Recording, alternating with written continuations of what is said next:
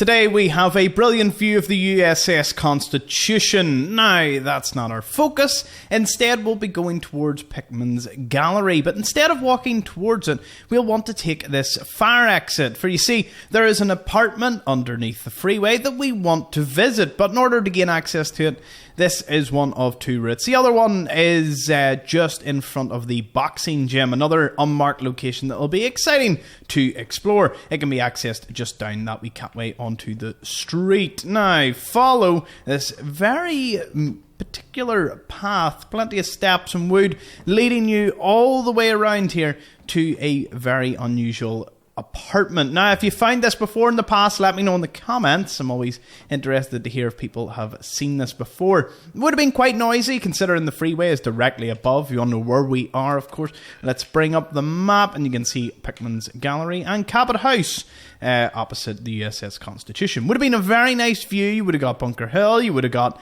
the bay and the Charles River before heading on inside. Now, this apartment was owned by we believe Rebecca, her second name, it's like Lewandowski or something like that. Something to that degree.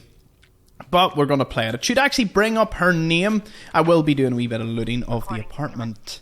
Becca Linkowski, I think is the name. And they were part of the Boston Ladies Auxiliary, a kind of neighbourhood watch, if you like that. In the fridge, you've got carrots, empty milk bottles.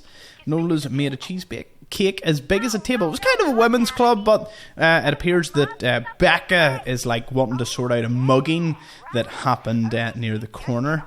And then they're talking about going to one of the houses that's open. What do we get here? Ooh, a sloth toy. Astro, look, you featured in this video. He's not even here, but he featured. Okay, I can't. It's glitched out. Pretty cool. But yeah, very rebellious of you, Rebecca, drinking in Paul Revere's house. I used to call it Reverie, and everyone like was like, "Whoa, why would you pronounce it that way?" So yeah, bottle of Irish. Oh brother, wait up, Gemma. So one fun fact about that holotape, actually, it is one of only about 5 in the game. Holotapes are meant to weigh nothing, but this one weighs 0.2. There's about 4 other holotapes of that particular weight class. The rest of them, 99.9%, weigh nothing. So that's just a little thing to overlook if you don't want it. I mean, it is taking up 0.2. There's plenty of overdue books, 4 of them, that you can pick up whilst you're in here, and just a few other items. There's even a rolled up Boston Bugle, to my knowledge. Where did I last see it? Is it over here? There it is. There's a rolled one.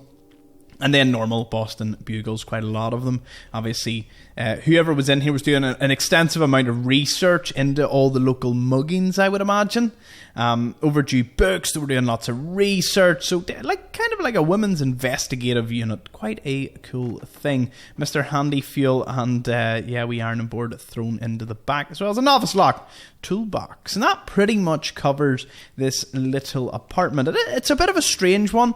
I don't know if there was meant to be some sort of quest linked to this at some point, but it just remains a pretty cool unmarked location. The clock, of course, being stopped at the times the bombs fell. Always a cool thing. I always mention it because every so often these videos are viewed by completely new viewers. If that's one of you, welcome to the channel. Hope you stick around.